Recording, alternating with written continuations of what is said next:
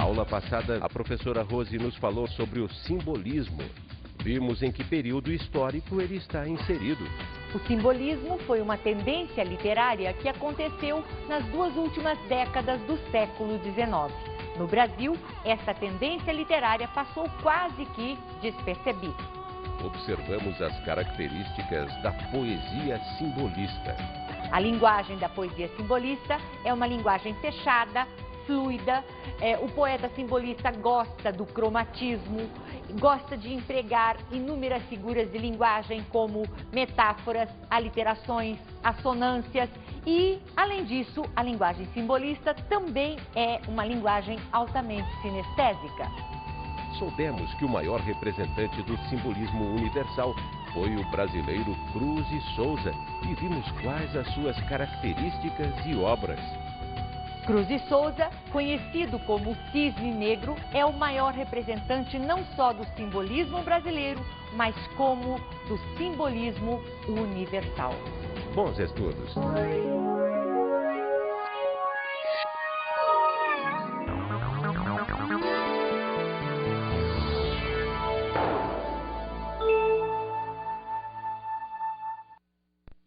Olá!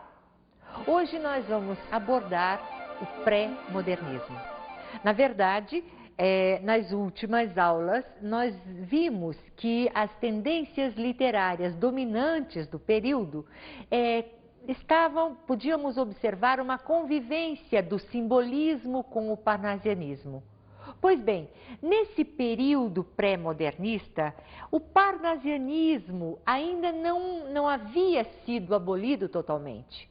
Então, o pré-modernismo, na verdade, não é uma tendência literária, é apenas um período em que alguns fatos sociais e históricos e algumas obras literárias apareceram para, de certa maneira, influenciar a grande virada que viria a acontecer alguns anos depois.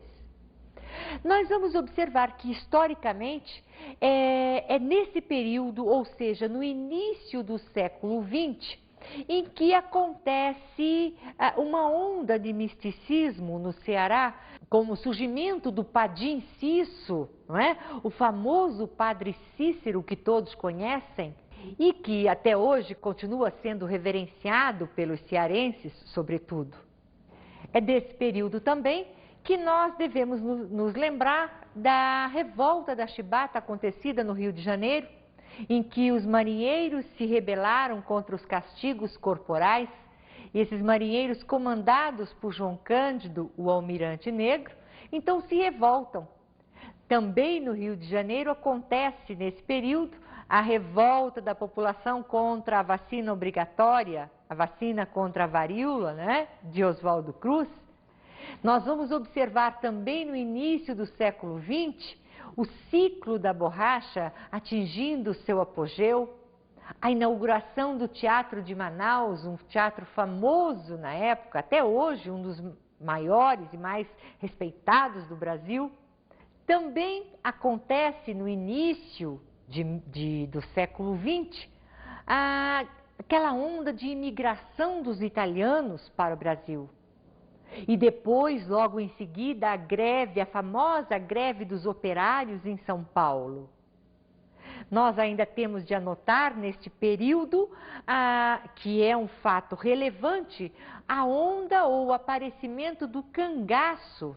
Vocês devem se lembrar de quem eu estou falando, do Lampião.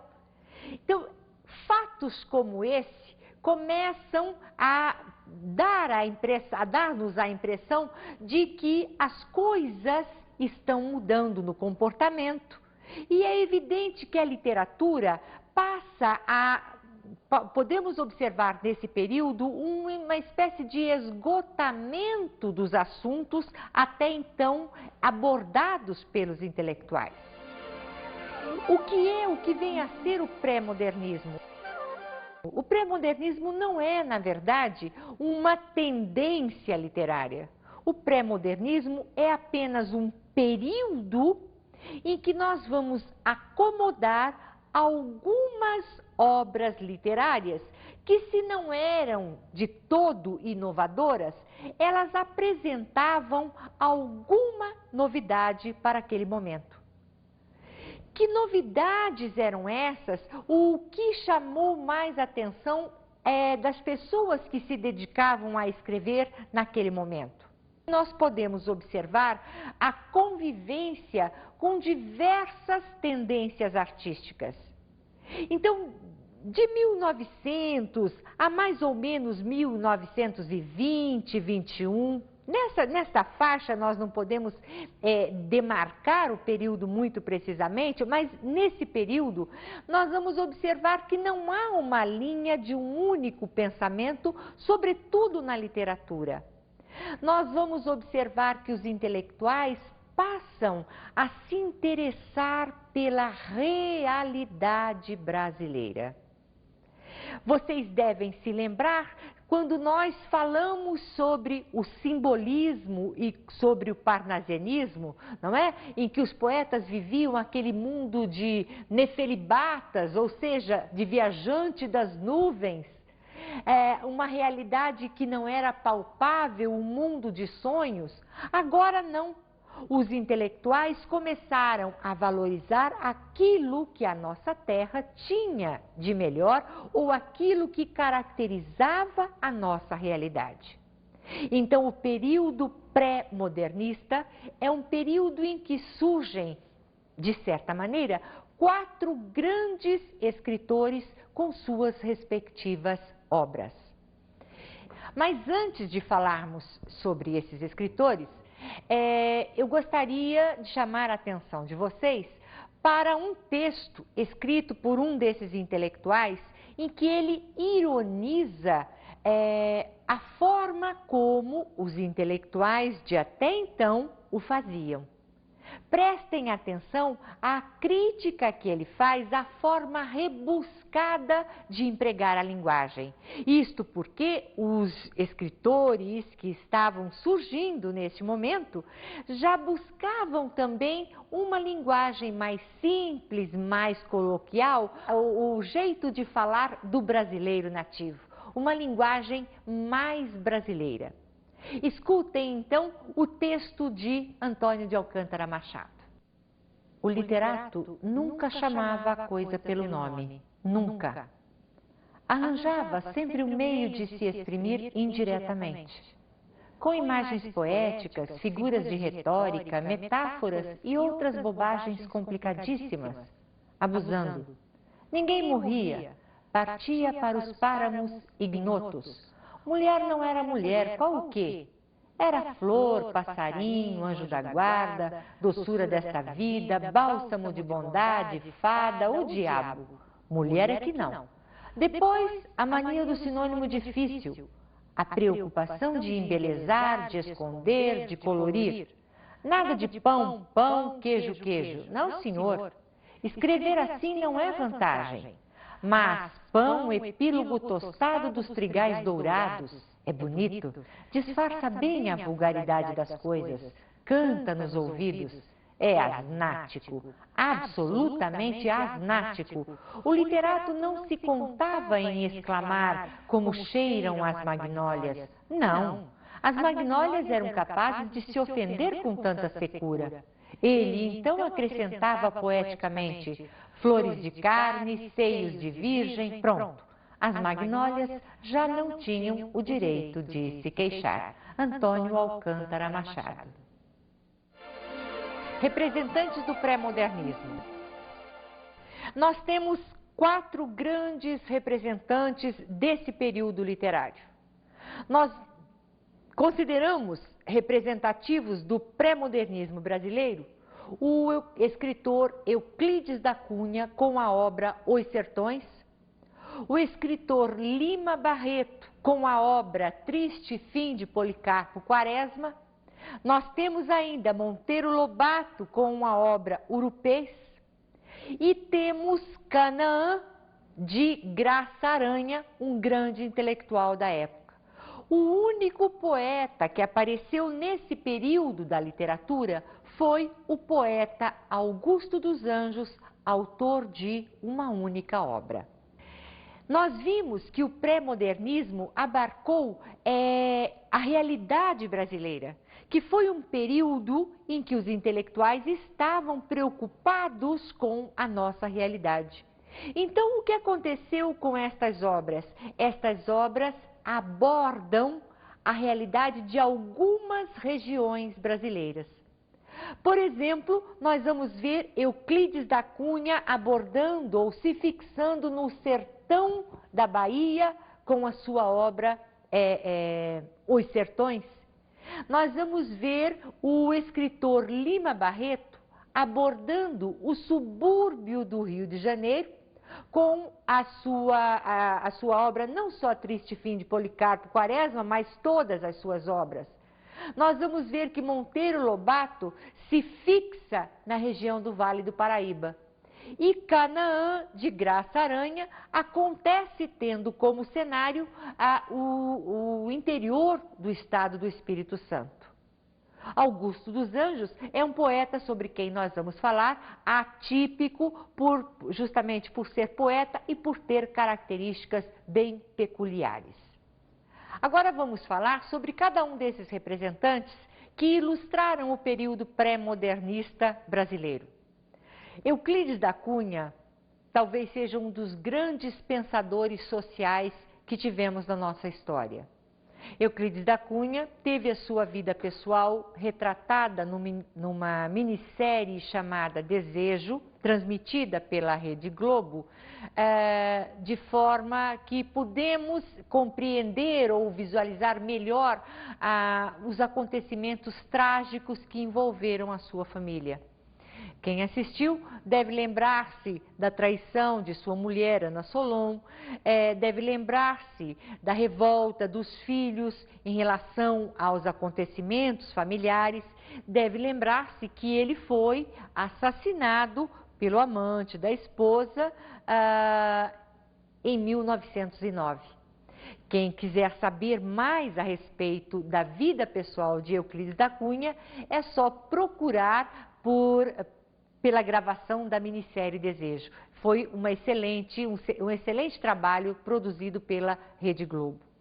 Euclides da Cunha teve uma consciência social e política bastante evidente e que ficou comprovada dentro da sua obra. Então, nós vamos observar que Euclides da Cunha, além de escritor, ele trabalhava como engenheiro de estradas e em uma determinada época de sua existência, ele foi enviado como observador do jornal em que ele trabalhava para sentir de perto o que estava acontecendo no sertão da Bahia naquele instante. É explicável. Nós vamos observar que esse período coincide com o surgimento de uma figura também histórica e de relevância histórica, chamada Antônio Conselheiro, que se reuniu numa comunidade contra a qual o governo queria tomar providências. Dizia-se na época que era uma comunidade mística, essa comunidade se reunia em torno de um fanatismo religioso e o governo achava por bem eliminar aquela comunidade.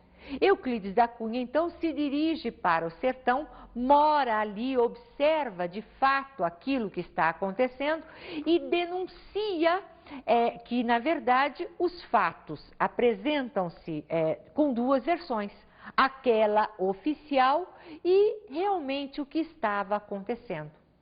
Então, nós vamos observar que Euclides da Cunha toma a Guerra de Canudos como a terceira parte de sua grande obra. Então, o que é que ele retrata em Os Sertões? Ele retrata, na verdade, a miséria da vida humana. Nós vamos observar que Os Sertões é uma obra que se divide em três partes: a terra, o homem e a luta. A parte mais importante da obra é justamente a última, em que ele fala da revolta de Canudos. Mas ele começa a ser guiado pelas teses deterministas, ou seja, aquela tese que prova que o ser humano é o reflexo, é o resultado do meio, da raça e do momento em que ele vive. Então, antes de falar sobre a revolta de Canudos, Euclides da Cunha aborda a questão geográfica, a seca. Depois ele fala do homem, da miséria do homem sertanejo, para depois falar na revolta de Canudos. Então, na verdade, o livro Os Sertões é uma obra até de difícil classificação, porque ele faz uma espécie de ensaio sociológico em cima de fatos reais. A obra Os Sertões é uma obra que precisa ser lida, merece ser lida, sobretudo aqueles que querem conhecer mais de perto a realidade brasileira. Nós vamos chamar algumas cenas do filme A Revolta de Canudos, filme que, aliás, eu aconselharia que todos assistissem, porque dá uma dimensão bem próxima daquilo que realmente aconteceu. Dizimou-se a comunidade. É preciso lembrar que essa comunidade resistiu até o fim. Somente na quarta investida do exército é que houve esse massacre. Na verdade, o que houve em Canudos foi um massacre, segundo palavras do próprio Euclides da Cunha. Então, quem tiver oportunidade, assista a esse filme para compreender mais de perto aquilo tudo que o escritor desejou nos passar.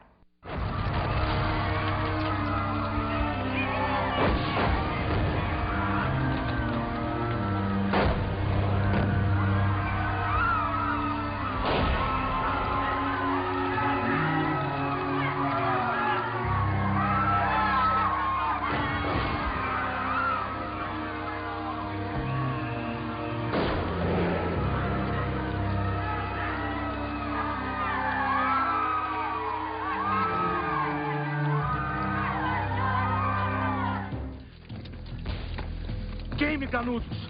Queimem tudo!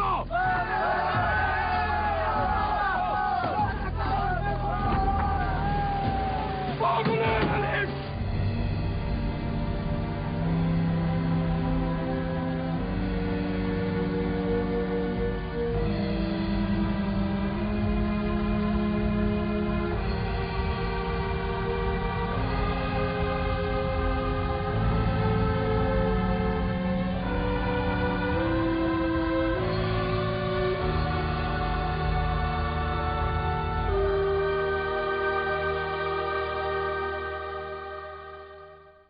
Agora nós vamos para um breve intervalo e voltamos daqui a pouco.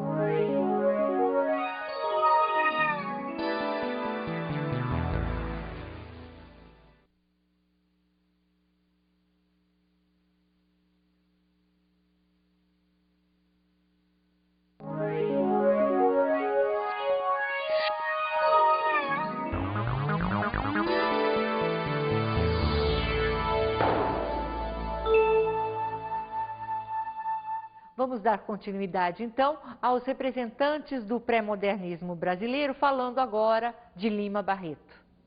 Lima Barreto foi uma das grandes figuras da intelectualidade brasileira do início do século XX. Eu diria mesmo que Lima Barreto foi um homem à frente de seu tempo. Também teve uma vida pessoal bastante difícil, bastante trágica, bastante triste. Embora nascido de família humilde, ele foi afilhado do Visconde de Ouro Preto e, como tal, recebeu a proteção do padrinho até uma certa idade. Por isso, ele frequentou colégios, digamos, de adolescentes ricos da alta sociedade carioca daquela época. E uma das passagens que marcaram sua vida para sempre foi no primeiro dia de aula numa dessas escolas da alta burguesia do Rio de Janeiro, que ele ouviu de um dos alunos, também frequentadores da escola, o seguinte comentário: onde já se viu um mulato com o nome de rei de Portugal? Seu nome todo é Afonso Henriques Lima Barreto. Esta frase, dita assim com desdém, marcaria para sempre a vida e a obra do escritor. O pai enlouqueceu logo em seguida, ele precisou abandonar os estudos para sustentar uma família numerosa, vários irmãos, 8 ou 9 irmãos, e passou a trabalhar como funcionário público, prestou um concurso, foi aprovado e viveu como funcionário público até o fim de seus dias. Lima Barreto era uma pessoa que criticava os costumes burgueses da época. Havia um chá de senhoras, um chá beneficente promovido por senhoras, estava lá o Lima Barreto criticando aquela iniciativa no sentido de que, na verdade, não era uma promoção social no sentido da caridade, era uma caridade para publicar notícia em jornal. Lima Barreto era contrário aos costumes sociais de seu tempo, criticava todas as mazelas da sociedade. Aliás, problemas esses que persistem até hoje. Quem pode dizer que não convivemos ainda com o racismo? Quem é que pode dizer que nós não convivemos com a pobreza, com a miséria?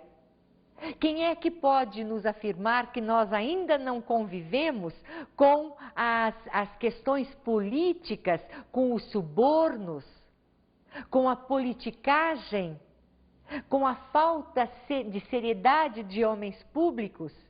Essas questões todas já eram abordadas por Lima Barreto no início do século. Mas Lima Barreto fazia uma figura, vivia também com uma figura muito popular. Enquanto o poeta, representante, digamos assim, da burguesia da época, o Olavo Bilac, frequentava as confeitarias finas, as confeitarias chiques do Rio de Janeiro, o Lima Barreto podia ser encontrado nos botequins. De botequim em botequim, Lima Barreto tornou-se alcoólatra, motivo pelo qual foi internado 2 vezes em manicômios. Mas se Lima Barreto não teve uma vida pessoal feliz, teve uma vida literária bastante produtiva e cujos textos servem de reflexão para todos nós até hoje. Um dos grandes livros de Lima Barreto, uma das grandes histórias, se chama Triste Fim de Policarpo Quaresma. Obra em que o escritor critica o ufanismo nacionalista. Aquele ufanismo, aquele nacionalismo sem olhar crítico para os verdadeiros problemas sociais da época. Lima Barreto também escreve uma obra chamada Recordações do Escrivão Isaías Caminha, entre outras tantas que figuram na sua vasta produção literária. Lima Barreto é uma figura que nós recomendamos, cuja leitura nós recomendamos que se faça hoje. Todo leitor que se identifica com problemas sociais, que se identifica com as mazelas da nossa sociedade, vai concordar comigo no sentido de encontrar na literatura de Lima Barreto temas que são atuais. Agora nós vamos chamar um trechinho do filme Policarpo Quaresma. Através dele vocês podem ter a ideia mais ampla do que foi a obra escrita por este grande representante do início do nosso século. Bem, Baei, Potar. Como? O que você quer? Bem, Sr. Quaresma, é que o secretário ele está com dor de dente e não vem trabalhar hoje. Pediu que o senhor assinasse por ele. Também pediu que o senhor redigisse o ofício sobre o caso do Rio Negro. O senhor sabe o que significa? Não seja leviano. Parece que você nem sabe onde fica o Rio Negro. Se fosse o Nilo, o Sena, o Reno, você se babava todo. Pura ingratidão. Não ama o chão onde nasceu. Este Brasil ainda há de ser uma grande potência, seus canaliocratas. Agora vamos falar também de uma figura, de um representante do período pré-modernista brasileiro, que é o grande escritor Monteiro Lobato. Monteiro Lobato pode ser considerado, classificado, como o moderno antimodernista. Isto significa que Monteiro Lobato era uma pessoa conservadora em determinados aspectos. Nós vamos voltar a falar de Monteiro Lobato na próxima aula de literatura, uma vez que ele foi o pivô de uma grande encrenca que antecedeu um acontecimento grandioso na literatura brasileira. Mas nós ainda falamos sobre isso na próxima aula. Monteiro Lobato também, como Lima Barreto, foi um grande crítico da nossa sociedade. Aliás, por não ter papas na língua, como se diz popularmente, ele chegou a ser preso. Ele escrevia para Getúlio Vargas, contestando a política brasileira. Ele escrevia para ministros de uma forma até agressiva, contestando a política do petróleo brasileiro. Monteiro Lobato era, de uma certa forma, um nacionalista com olhos críticos para a nossa realidade. Também Monteiro Lobato não admitia as explorações externas feitas ao país já naquela época. Monteiro Lobato ficou conhecido entre nós, sobretudo porque ele foi um dos grandes representantes da literatura infantil brasileira. Ou seja, Monteiro Lobato escreveu sobretudo para crianças. O cenário da obra de Monteiro Lobato é sempre ali o Vale do Paraíba, região onde ele nasceu.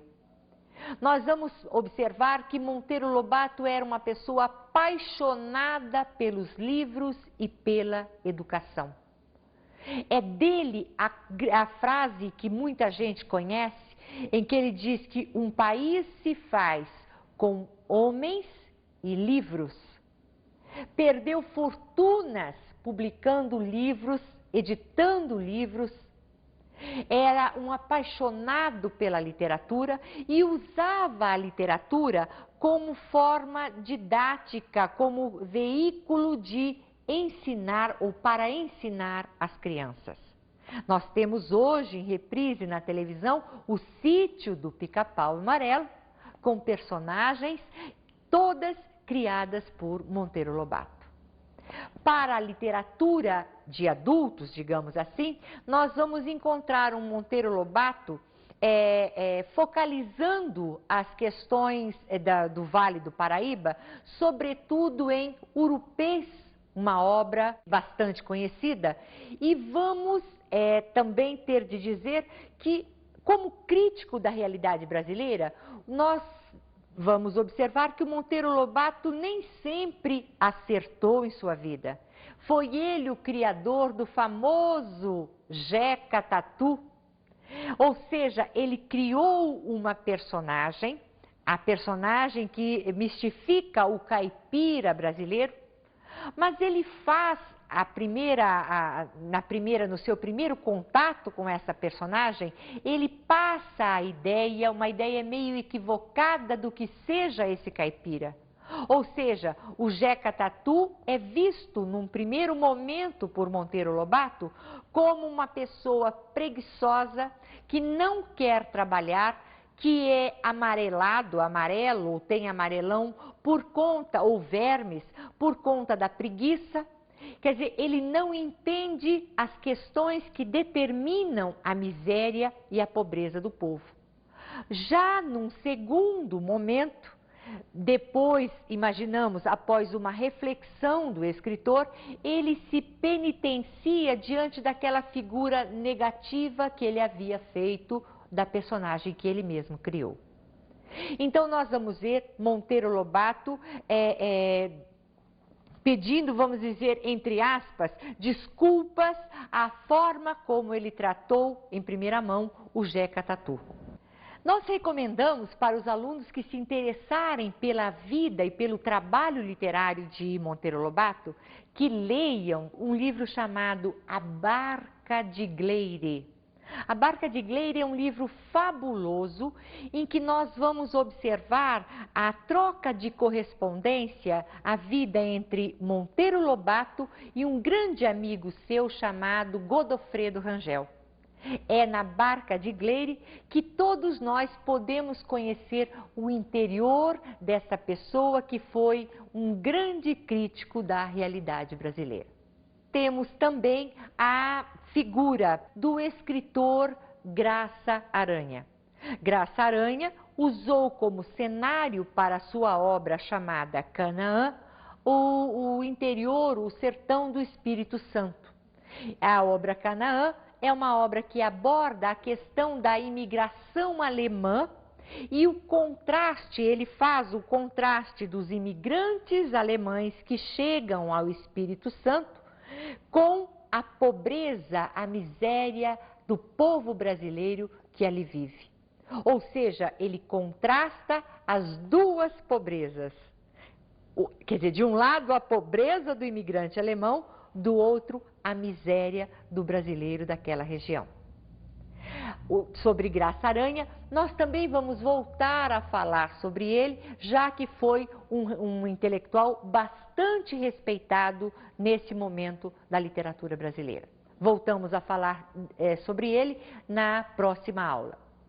O único poeta do período pré-modernista é o poeta Augusto dos Anjos.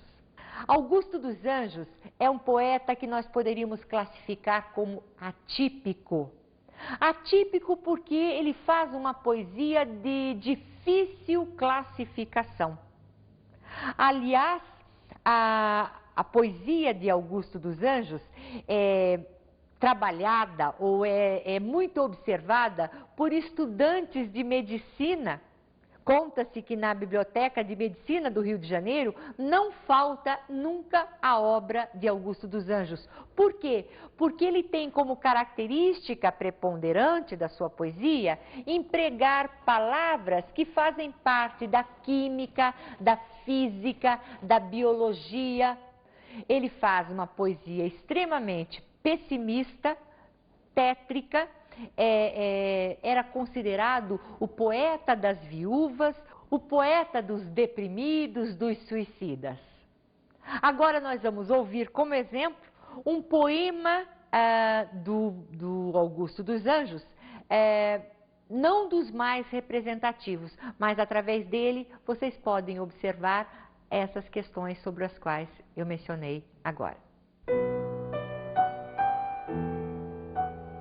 Versos íntimos.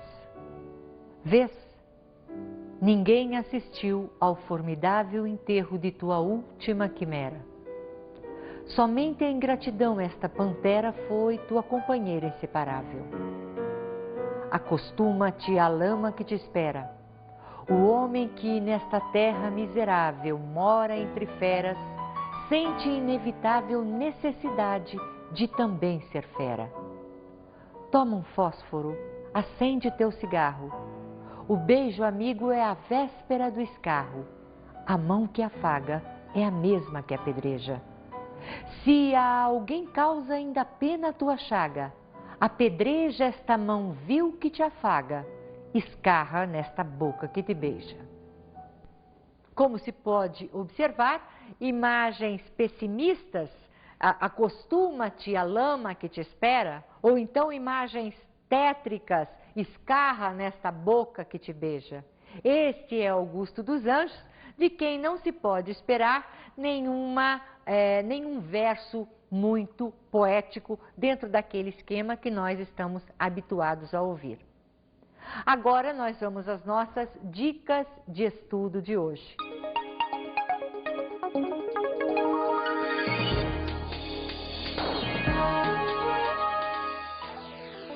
Eu gostaria que vocês prestassem atenção num trechinho de um texto extraído de um livro que faz um comentário a respeito desta verve, desta veia crítica de Lima Barreto, que é o escritor que recomendamos como a leitura desta aula de hoje.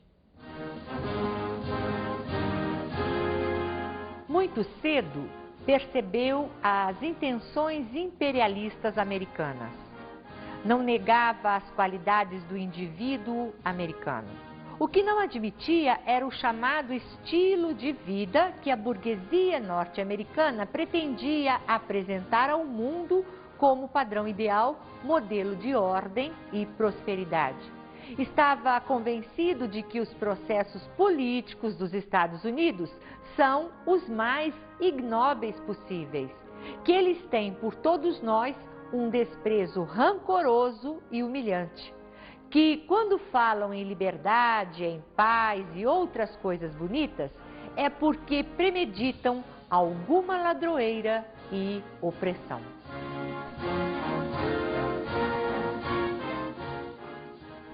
Como vocês puderam perceber, para Lima Barreto o perigoso era não dizer as coisas. E por esse motivo nós vamos recomendar que vocês leiam uma obra do escritor chamada Recordações do Escrivão Isaías Caminha.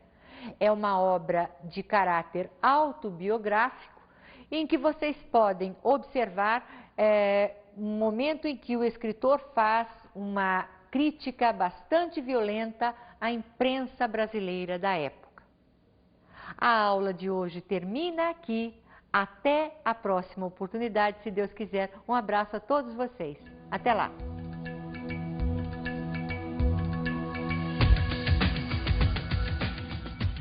O pré-modernismo foi o tema da aula de hoje.